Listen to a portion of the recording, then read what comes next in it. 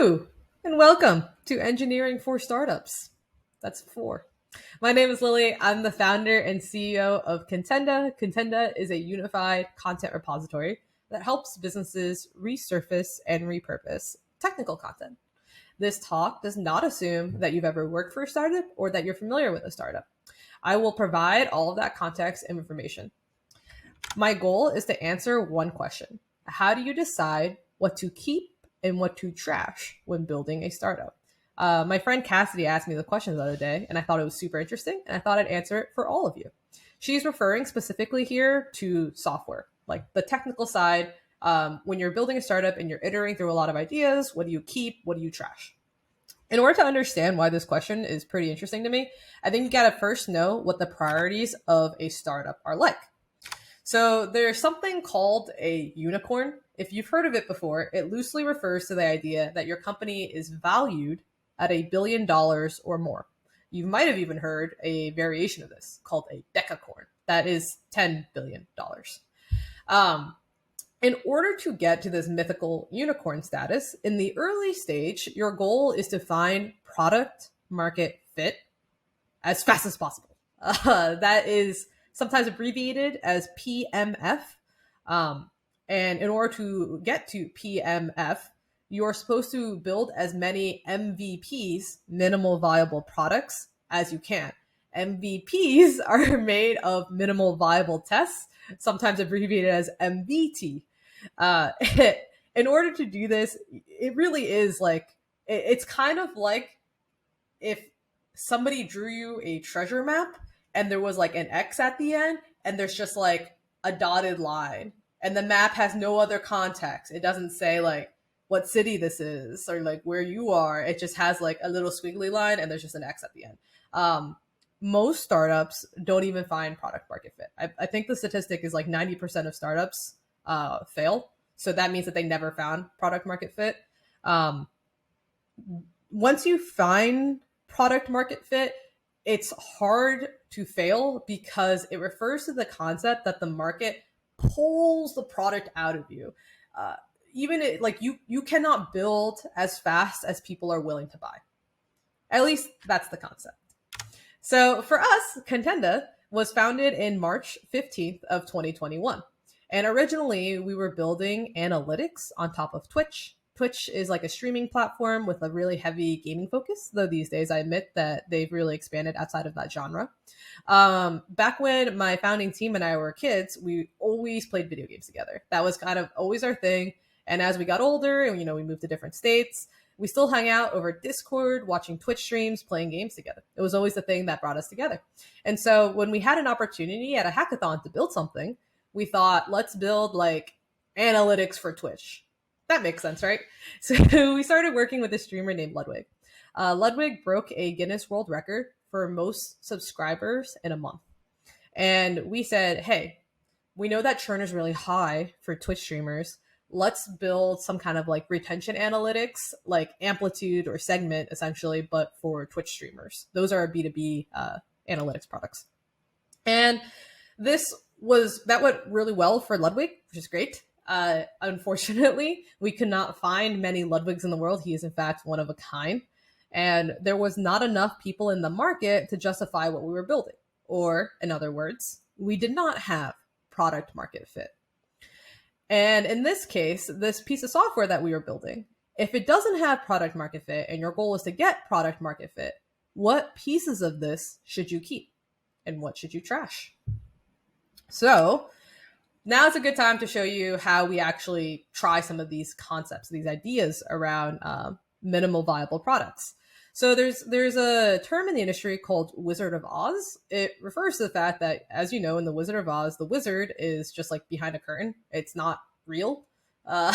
So what you can do to test hypotheses is you can build like the curtain, essentially equivalent in Wizard of Oz.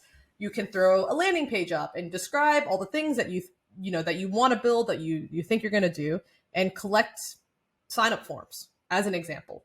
And that can gauge basically how much do people want this. You can build a Figma prototype and get on a call with people and have them click through and see if they're really engaged, like they really want that thing.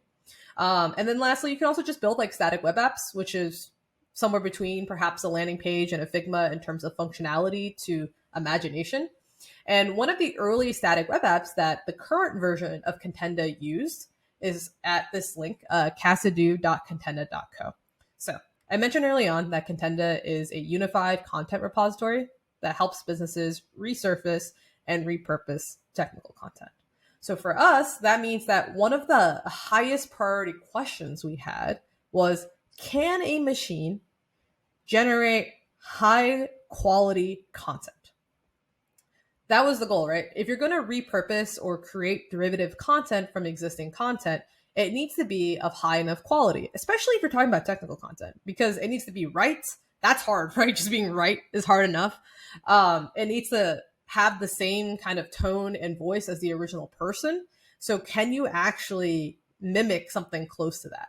That was one of the questions we had. So if you go to casadoo.contenda.co, it's still live. This is a static web app, which means that it compares the content that the machine generated to Cassidy's actual content, and it allows the user to just mark it as true false, and it's meant to be like a little game. It's a static web app because the content that's in there isn't being pulled from any data layer. It's actually just hard coded into JavaScript arrays, and it just iterates through that array and displays a new paragraph every time you go through it. If you want to make it more dynamic, you can. So in that case, in casadoo.contenda.co, we could have very easily written like a call on Netlify functions, such as like a save function, for example. And that save function could store your score and record it into a database of some sort and allow us to do some kind of analytics on it. If that is necessary to prove your MVT, go for it. For us, that wasn't necessary. We passed this link into a Discord and we just talked to the community, and that was fine for us. We did not feel like we needed to do some kind of like higher scale thing. But something that's interesting is that this is essentially the onion layer to it as far as building software goes, where you can start with like bare bones and add complexity as you go.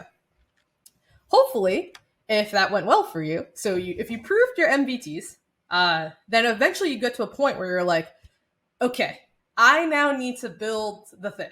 Like I need to actually get something usable, like an actual product in the hands of people, instead of just kind of like the Wizard of Oz type things that I have. So when you're doing that though, you're not home free. Even if you validate your MVTs, there's a chance that like, you know, when it all comes together, it's not going to be exactly what people want. Time has passed. There's a lot of factors here. So for us, we chose things that were going to allow us specifically to tear things away easily and add new things easily, which means that, for example, on our data layer, we use a non-relational document DB. We use DynamoDB specifically. And the reason why we do this is because we weren't sure what the relationship was going to look like between all of our different data entries. We weren't even sure what we were going to store in the long run. We just wanted to put something up as fast as possible. So if you go into some of our really, really early tables, and I will spare everybody the embarrassment of actually screenshotting this for you, you can see that in our early tables, the structure, or at least the attributes that are there, are completely different than what we have now. And there's some trade-offs to this. So in our code, oftentimes we will need to handle that retroactively. And what I mean by that is if we query that table, we'll have to do something like, if the attribute is none, meaning no parameter was stored for that because it came from a different time, don't do anything. You know, don't throw an error, because in DynamoDB and like in any database, if you try to query for something that doesn't exist, it will throw an error. So that's kind of one of the tradebacks. But on the other hand, it lets you build and add new things really quickly without having to worry about, you know, did I mess up this relation? Is it going to block me from doing this invalid transaction, so to speak? And then there is the application logic. So we use serverless framework. Those are essentially, again, AWS Lambdas with API gateway in front of it. Netlify functions, essentially when you have more than like a dozen of them, they can get really hard to manage. So we put everything behind serverless because it gave us this nice monitoring and logging layer. It allows us to deploy individual functions as well as the entire layer. It was really easy to spin up testing and dev, as well as obviously production. And then because everything was behind the same API gateway, it was relatively easy to tell the client, hey, call this new endpoint. We did not go as far as to use OpenAPI specifications. OpenAPI is really, really great if you know everything you need. If you know everything you need, you should totally use OpenAPI. Everyone knows the format, so it's going to be really easy for people to assume certain things about the pattern, about the inputs, and stuff like that. We didn't do that because we didn't know what we needed.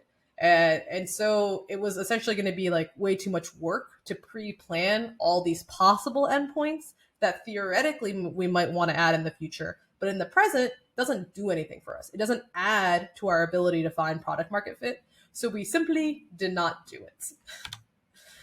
As you can tell by this concept, you're sacrificing a lot. You're trading off developer experience for product market fit. And I'm going to move myself in the middle here. It can be funny.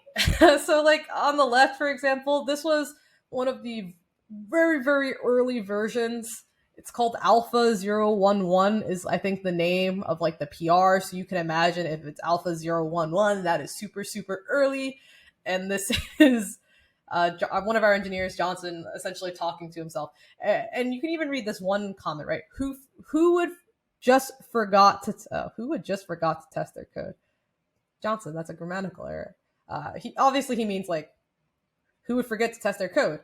And if you've ever worked for a large enough size company, and by large enough I mean anywhere with over a dozen engineers, you probably have something called automated testing, or like a CI pipeline that checks all code before it gets merged in. And you definitely can't approve your own PRs. You definitely cannot do that. And here you can. And we've added some of those layers. These days, you can no longer merge your own PR without getting a second engineer to approve it. But we give everybody super push powers. So like if you need to force merge something in, you can still, and there's no check on that. It does now have to pass Circle CI. So there are some unit tests. Just the bare minimum though. Okay. So it's all good fun until we talk about the actual problems. So I mentioned early on that we were using document DB type things. So we just add new rows, add new entries, whatever. It's all good. There are times when we did just like make new tables. And one of the states that we converged to essentially was we had all these duplicate looking tables that had similar or overlapping attributes from other tables. And it got very confusing essentially. Like, why does this one line query like 7 tables to put everything together? Why does this not exist in just one table?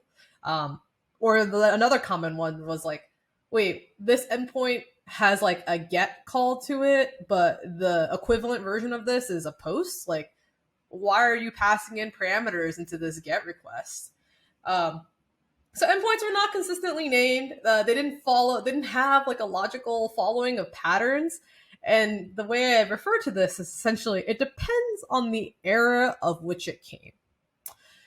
So when we were building different versions of the product, we had different ideas of what that long run vision was going to look like. Like, what's this final thing going to look like? Who's it going to serve? What are they going to do on it? It varied. It varied from week to week, from month to month. So when you're making these like engineering decisions about what something's going to look like or how's it going to interact with something else, you consider that, right? Because you want to make your life easier. So you're thinking about that long run thing, and you made a decision based on the era of which the product was from. And it's kind of funny, kind of not, but here is our web app. The web app itself. So this is the front end. This has nothing to do with the back end. Yeah, I love this little like thing on the right where GitHub tells you the commit activity over time, because you can see where we abandoned it. It's very clear when we abandoned that repo. And the decision of when to abandon the repo and when to like keep working on it, it's also kind of like, it's eras. It's eras. We roughly call things like, these is the 1980s, this is the 1990s, the 2000s, Gen Z, Gen X, boomers, whatever. They're eras to Contenda. They're really clean cut too. When we start building one, we kill the other.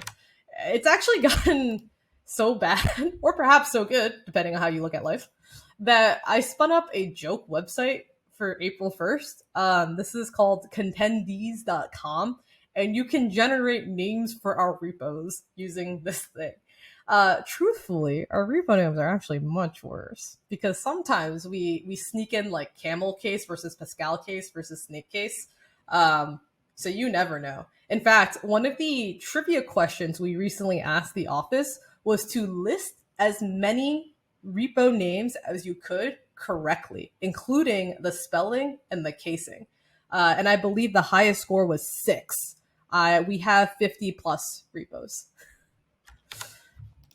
So, it's bad, right? So, like, you're gonna fix it, right?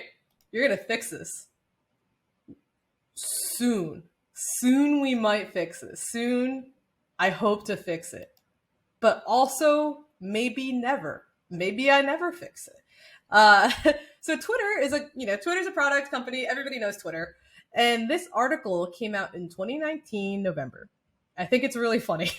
It's definitely written by somebody who's not an engineer. Sell Twitter stock because a tech debt is hurting the outlook. Twitter was founded, I believe, in 2006. So at this point, at this article, Twitter's over a decade old. And as you know, Twitter doesn't have a couple of like what people might consider basic functionality. For example, you cannot edit your tweets. Once it's out there, it's done. But Twitter is like a very, very large company with a lot of engineers. Like a lot of times this will happen every once in a while where it'll be like, how come Twitter can't just add an edit button? And I remember a tweet thread where an engineer actually explained why they couldn't. And essentially it boils down to like the backend's a total mess. And I can't just add something like that because it wasn't in the plans from 10 plus years ago. And so now we're here where tech debt is preventing me from adding new features. So look, it is technically going to reach a problem, right? You're going to hit a point where the decisions that you made many, many years ago to find product market fit come and bite you in the butt. You should probably view that as a blessing, actually, because most companies don't reach this point. And when you are the size of Twitter and you have all the money of Twitter and the engineering talent and things like that, you will figure it out. That's what you should tell yourself. You will figure it out when you get there because most people will not get there. And I do have an interesting story about how Twitter structured their original data layer. So this is the early 2000 version of Twitter. It clearly looks very, very different from what Twitter is today. And one part I want to call out is actually just the header. It says what your friends are doing. This is really interesting. Twitter was originally built for friends, similar to Facebook. So, if you think about the number of people that you actually know that you might consider friends or like acquaintances, it's probably in the hundreds. I'm very doubtful that you can have like thousands and thousands of actual friends, but you probably know of a couple hundred people. So that was the early version of Twitter. In that version, a relational database schema makes perfect sense. These schemas, by the way, are courtesy of designing data intensive architecture, I believe it's called. The author is Martin. It's an O'Reilly book. I highly recommend it. So anyway, if you are talking about every individual having, let's say, give or take 500 followers and 500 followees, where it's, you follow about the same amount because these are supposed to be friends, so people that you know directly, it makes sense to have it as a relational database. Oh, let me move it around. But as Twitter grew, one of the things that became very abundantly clear is Twitter users are more likely to be lurkers than tweeters. So think about how often you send out a tweet and think about how often you scroll through your newsfeed. Chances are you're scrolling more often than you're posting. That actually kind of creates a problem in this relational database schema. It gets extremely expensive to fetch all of those reads. And so in 2012, it looks like Twitter came out with a different database schema for this kind of lurker economy, we'll call it the lurker economy. So in that scenario, it was it built tweets for each user ID. And then it puts that tweet, the timeline behind an API so that when you, the user, go and load your feed, it's one query and it's fast. that makes perfect sense if you are a lurker. But if you are, let's say, a celebrity with millions of followers, it's actually more efficient to be that relational database schema. So even today, Twitter does use both of these database schemas. It has something from the past, it has something that made sense in the present, and then it kind of has something that from the past now makes sense in the present, which is celebrities, which I don't know if Twitter necessarily expected to have celebrities on their platform like that. The thing is that the platform or the product will do things that you don't expect. And you can't know what people are going to do with your product. And as engineers, our job is to meet the business goals of the product, not to just, code this infinitely scalable thing that can serve, our imagined use cases, but it's to observe what actually happens and to meet that demand. So the answer for are we ever going to fix it? Well, we're going to wait as long as we can. I mean, Twitter does eventually tackle a lot of this tech debt. I think actually recently they talked about how they spent the past year, I think in one of their shareholder announcements, that they spent the past year cleaning up stuff. Yeah. So, if we ever get as big as Twitter, we'll have a cleanup day or a year. The other things I want to kind of keep in mind here is you should probably write code for a business purpose, at least at a startup. That's really the goal. And this is really more of a note to myself than it is to you. But I am probably overthinking the architecture. Just build something. Like just do it. And then, all right, so that's about it. This is us. Thank you for supporting Ukraine. Thank you so much for your donations. Thank you for remote.com for hosting and organizing this. It means a lot. I recently just hired my first senior engineer on Remote. He's based in Hungary. Remote made it super fast and snappy to hire him. It's the same as when I pay the rest of my employees on JustWorks, but now I get to have, the global talent at my fingertips. If you are a startup, if you work at a startup and you use like startup fintech things like Ramp and Mercury, there's a pretty good remote deal where your first hire, Remote waives all their fees. And that's what we did.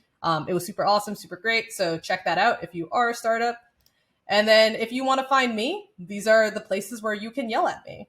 And this is my LinkedIn, my Twitter, my email, should you desire to.